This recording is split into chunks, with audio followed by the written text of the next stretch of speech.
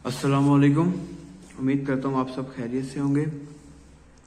हमने last time पढ़ा था वी ब्लॉक तक, जो कि थे हमारे पास लीनियर मेजरिंग और सपोर्टिंग टूल्स, और हमारे पास कौन से थे, नॉन प्रिसिजन मेजरिंग टूल्स। उसके बाद लेआउट और मार्किंग टूल्स। तो लास्ट टॉपिक हमारा शायद वी ब्लॉक था। उसके बाद हमारे पास आते थे कटिंग टूल्स। तो मैंने आप लोगों को बताया था कि कटिंग टूल्स क्या होते हैं, ऐसे औजार जिनसे कटिंग ऑपरेशन किया जाए। अब इसके लिए हमें पता होना चाहिए कि कटिंग ऑपरेशन क्या होता है। देखें, कटिंग ऑपरेशन कोई भी वो ऑपरेशन होता है जिसमें मटेरियल में से कुछ हिस्सा हम अलहदा कर देते हैं, काट के या उसको छील के या फिर उसको घिस के। बेसिकली बात क्या है कि एक मटेरियल से, एक पीस से कुछ ना कुछ हिस्सा, उसका कुछ ना कुछ मटेरियल हम निकालते हैं उसके ऊपर ऑपरेशन करके, और उसको हम कटिंग ऑपरेशन कहते हैं। तो उसकी काफ़ी एग्जांपल्स थी। मैंने आपको बताया था कि फाइल्स की मदद से घिसा जाता है, चिजल्स की मदद से चीज़ों को तोड़ा और काटा जाता है। इसके अलावा हेक्सा, ये बताने वाली चीज़ नहीं है, आप सबने देखा भी होगा, यूज़ भी किया होगा। ड्रिल्स में भी, ड्रिल भी हमारे पास एक कटिंग ऑपरेशन है, और रीमर्स, ये सब मैं एक बार आपको बता चुका हूँ। आज के मेन टॉपिक पे आते हैं जो कि है चिजल। तो चिजल को उर्दू में छेनी भी कहा जाता है। इसको उर्दू में छेनी भी कहा जाता है। मैं यहां लिख देता हूं,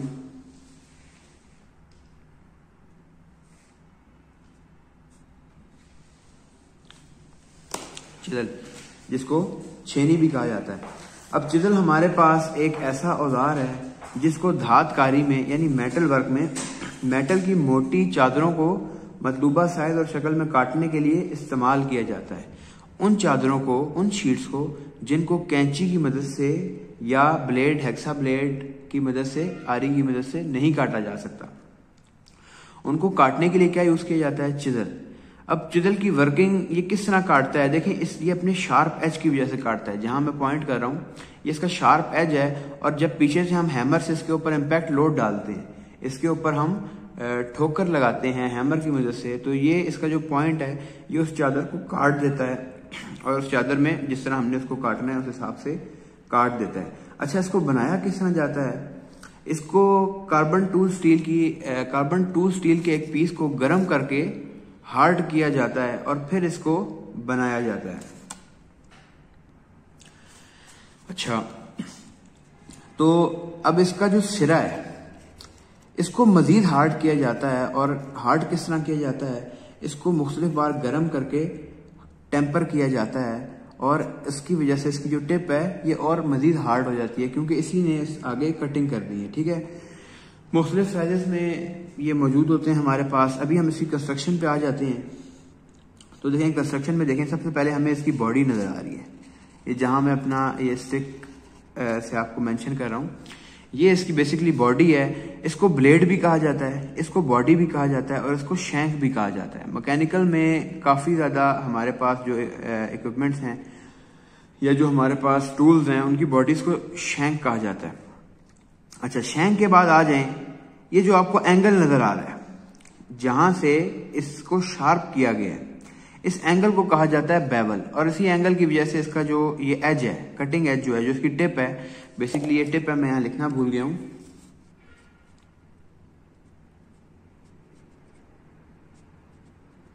ये इसकी टिप है जो कि बेसिकली इसका कटिंग एज भी है, यहीं से ये काटता है। तो इसकी जो टिप है ये बेवल की वजह से ही बनती है। अगर ये बेवल यहाँ पे ना हो, ये एंगल यहाँ पे ना दिया गया हो, तो ये टिप बनाना नामुमकिन है। अब देखें, उसके बाद इसका एक और हिस्सा है बेवल बॉडी के बाद और टिप के बाद, जो हमें नजर आ रहा है इसकी बिल्कुल बैक साइड पे, इसके टिप के बिल्कुल ऑपोजिट, ये इसकी टेल नुमा आपको नजर आ रही है। इसको कहा जाता है टैंक। टैंक का क्या काम है कि मैंने आपको बताया कि हम इसके ऊपर हैमरिंग करते हैं, और ये एक दस्ती औजार है, यानी इसको हमने हाथ से पकड़ के ऑपरेट करना है, तो हम इसकी टेल से इसको नहीं पकड़ सकते। हम इसके लिए इसमें एक हैंडल नस्ब करते हैं, जो कि यहाँ पे मैंने बनाया है। ठीक है, अब हैंडल जो है वो इस टैंक के ऊपर नस्ब किया जाता है। टैंक के साथ हमें एक और पार्ट नजर आ रहा है जिसको शोल्डर कहा जाता है। शोल्डर बेसिकली आपको पता है किसको कहते हैं, कंधे को कहते हैं। तो कंधे का काम क्या है, जिम्मेदारी उठाना या वजन उठाना। ठीक है, तो यहाँ पे भी कंधे का काम यही है और इस शोल्डर का काम यही है कि ये इस हैंडल को एक लिमिट तक रखता है, इस लिमिट से आगे मजीद फॉरवर्ड नहीं करने देता। ये इस लिमिट पे ही इस हैंडल को रखता है, क्योंकि हम पीछे से इम्पैक्ट लोड लगा रहे हैं, पीछे से हम हैमर कर रहे हैं, और अगर यहाँ पे ये शोल्डर नहीं होगा तो ये हैंडल जो है वो मजीद इसके अंदर धंसता जाएगा, और हैंडल इसकी धंसने की वजह से, इसके पॉइंटेड होने की वजह से टैंक के टूट भी सकता है। तो इसीलिए इसमें जो है ये शोल्डर बनाया जाता है ताकि ये जो हैंडल है ये एक लिमिट पे आके रुक जाए और इम्पैक्ट लोड भी कुछ हद तक बर्दाश्त करे। जो हैंडल से हम इसको आगे की तरफ दे रहे हैं वो लोड ब्लेड पे ही जाए, डायरेक्टली हैंडल के ऊपर उसका असर ना हो। ठीक है, अब मैं आपको ये दिखा भी देता हूँ। देखें, ये मेरे पास एक सिंपल चिजल है, तो इसकी बॉडी आप देख रहे हैं, इसकी आपने बॉडी देख ली, इसका आपने हैंडल देख लिया। टैंक नजर नहीं आ रहा क्योंकि टैंक इसका जो है वो बिल्कुल अंदर की तरफ छुपा हुआ है। अब देखें, बेवल की जब हम बात कर रहे थे तो अब आपको क्लियरली नजर आ रहा होगा कि ये इसमें बेवल दी गई है, और जिसकी वजह से इसका जो एंड है वो काफी ज्यादा शार्प है। ये जो चिजल है ये मेरे स्टूडेंट्स ने खुद टेस्ट की है। आप लोग जब कॉलेज आएंगे तो आप लोगों को भी मौका मिलेगा और आप लोग भी इसको टेस्ट करेंगे। देखें, बहुत प्रॉपर फिनिशिंग के साथ उन्होंने टेस्ट नहीं की, लेकिन ये स्टूडेंट्स ने खुद टेस्ट की है। ये हमने चिजल यूज की थी और उसके बाद इसको हमने टेस्ट भी किया है। यहाँ पे आपको बर्निंग मार्क्स भी नजर आ रहे होंगे जो कि ग्राइंडर से इसके ऊपर चिंगारी की वजह से बने हैं। तो इसके बाद है हमारे पास टाइप्स ऑफ चिजल्स।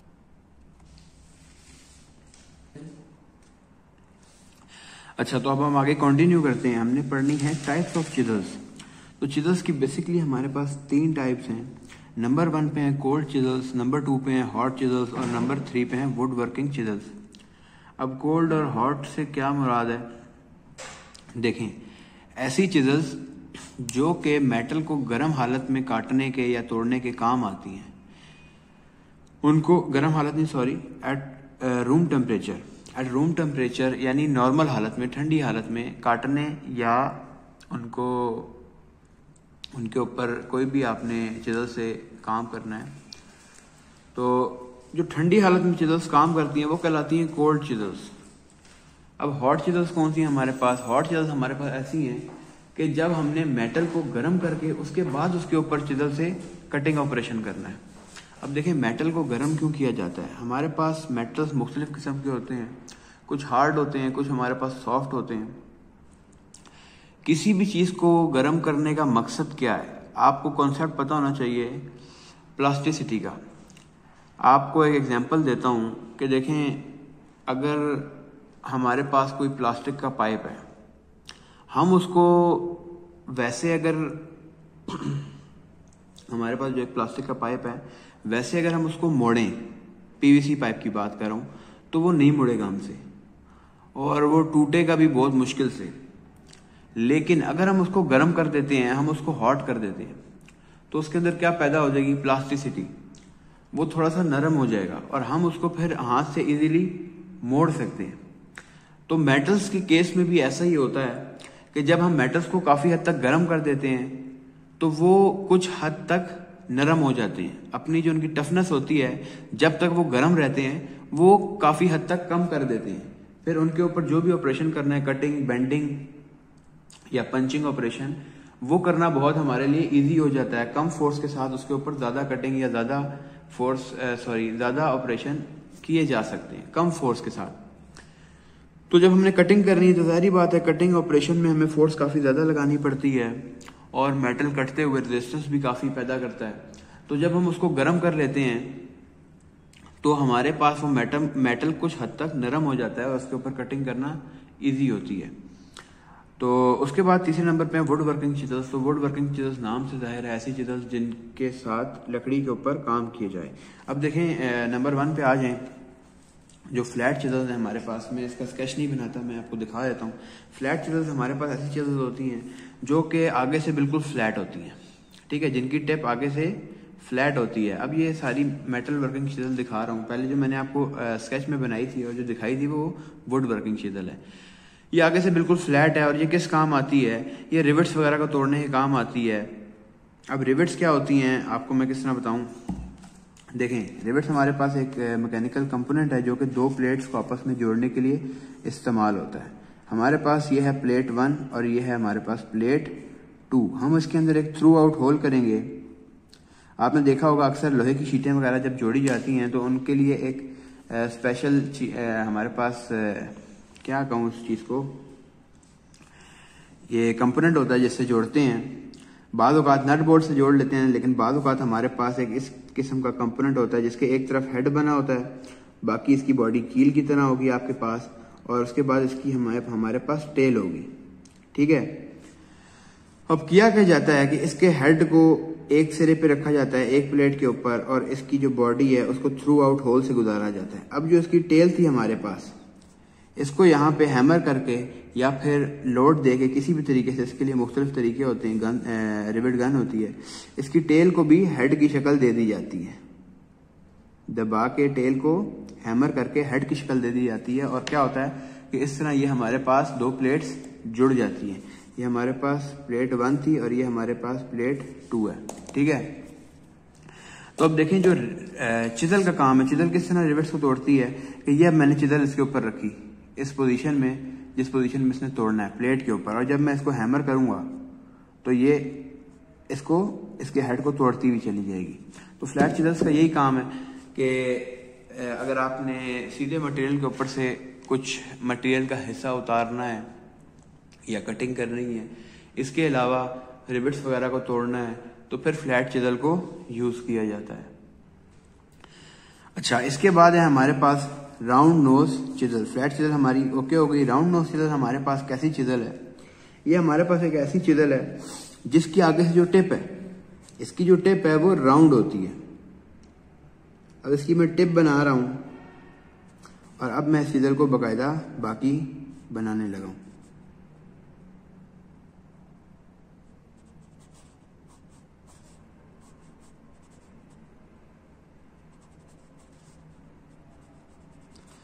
अब देखिए इसकी टिप आपको नजर आ रही है, ये राउंड है। अब जब हम इसके पीछे हैमर करेंगे तो ये जब भी जिस मटेरियल के ऊपर भी कट बनाएगी तो इसका जो बनने वाला कट है वो काफी हद तक गोल होगा, बल्कि काफी हद तक नहीं, इसका जो बनने वाला कट है वो गोल होगा। तो इससे क्या किया जाता है, गोल झरियां बनाई जाती हैं। झरी मैंने आपको बताई थी, बेसिकली एक नाली होती है, तो इससे गोल झरियां बनाई जाती हैं, और प्लेटों के किनारों को गोलाई में काटने के लिए भी ये यूज की जाती हैं, क्योंकि इनकी टिप बेसिकली आगे से गोल है, और इसीलिए इसको राउंड नोज चिजल कहा जाता है। मेरे पास जगह की कमी है, नहीं तो मैं इसको फुल बना देता।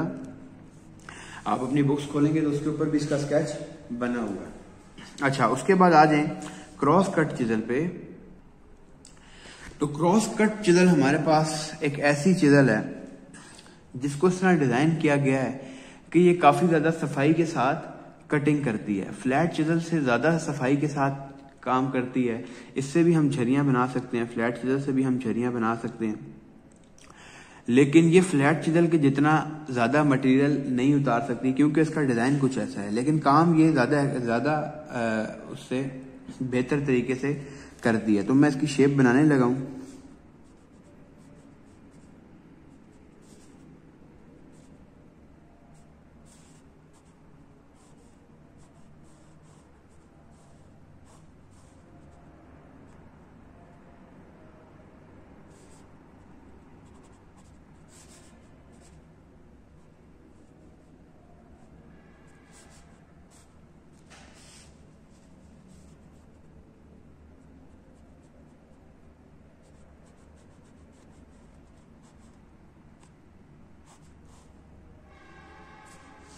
देखें, जो हमारे पास क्रॉस कट चिजल है उसकी टिप आगे से बिल्कुल क्रॉस में है। क्रॉस हमारे पास क्या होता है, ऐसी शेप होती है।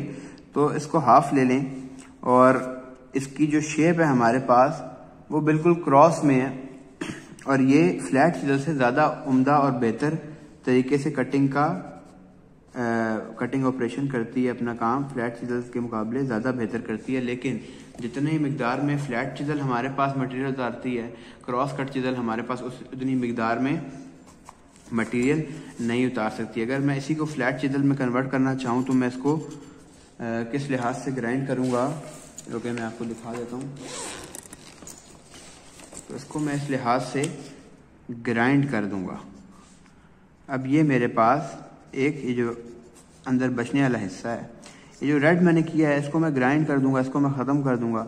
जो बचने वाला हिस्सा है मेरे पास, ये मेरे पास क्रॉस कट चिजल कहलाएगा। Is that okay? अच्छा, हम आगे जाते हैं और हमारे पास नंबर 4 पे है डायमंड पॉइंट चिजल। तो डायमंड पॉइंट चिजल हमारे पास एक ऐसी चिजल है जिसकी जो टिप है, ठीक है, इसकी जो टिप है वो चौरस शक्ल में हमारे पास अवेलेबल होती है। किस शक्ल में अवेलेबल होती है? चकोर शक्ल में। तो इससे बेसिकली क्या किया जाता है कि चौरस झरियां, जो हमने अगर कोई झरी बनानी है चकोर, तो हम वो डायमंड पॉइंट चिजल यूज करके बना सकते हैं।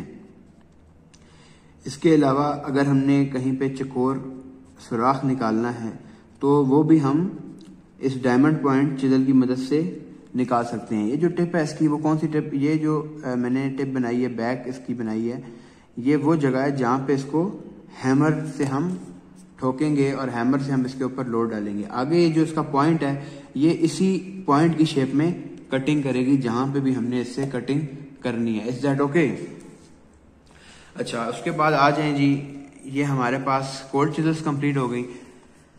तो कोल्ड चिजल्स को डबल टिक कर लेते हैं, क्योंकि व्हाट्सएप पे आप ये देख रहे हैं, व्हाट्सएप पे भी जब आप ये लेक्चर ले लेंगे तो वो डबल टिक हो जाएगा। It was a joke. अच्छा, उसके बाद हमारे पास हॉट चिजल्स हैं। तो हॉट चिजल्स हमारे पास कौन सी चिजल्स हैं, इसको ज्यादा डिटेल में नहीं कहा गया। तो हॉट चिजल्स हमारे पास कौन सी हैं? जो कि गर्म हालत में किसी भी मेटल को, किसी भी जॉब को, किसी भी वर्क पीस को काटती हैं। अब देखें, बेसिकली ये शेप्स हैं, ये शेप की बिहाफ पे कोल्ड चिजल्स को हमने डिफाइन किया हुआ है, इनको मुख्तलिफ टाइप्स में बांटा हुआ है। अगर हमारे पास, हम अपने जॉब को गर्म कर लेते हैं और इनमें से कोई भी चिजल यूज करते हैं, तो वो भी हमारे पास उस टाइम क्या बन जाएगी? Hot chisel. Is that okay? Hot chisel, अगर हॉट और कोल्ड किस बिहाफ पे है कि मेटल हमारा गर्म है या सख्त है, ठीक है। तो हॉट चिजल्स में भी हमारे पास ये शेप्स अवेलेबल हो सकती हैं। ओके हो गया? अच्छा, उसके बाद आ जाए वुड वर्किंग चिजल में। तो वुड वर्किंग चिजल ऐसी चिजल्स हैं जिनसे क्या किया जाता है? लकड़ी पे काम किया जाता है। लकड़ी को तराशा जाता है, लकड़ी पे झरियां बनाई जाती हैं। इसके अलावा लकड़ी को क्या किया जाता है? तोड़ा भी जा सकता है और उसमें सुराख भी बनाए जा सकते हैं। ओके हो गया? यहाँ पे हमारा चिजल का टॉपिक एंड हो चुका है। इसके बाद हम अपना नेक्स्ट टॉपिक शुरू करने लगे हैं। उसके लिए मैं एक और वीडियो बनाने लगा हूँ। तो असाइनमेंट में आपको नेक्स्ट वीडियो में ही बताऊंगा, जो अभी मैं इसके बाद फाइल वाली बनाने लगा हूँ। ओके, अल्लाह हाफिज।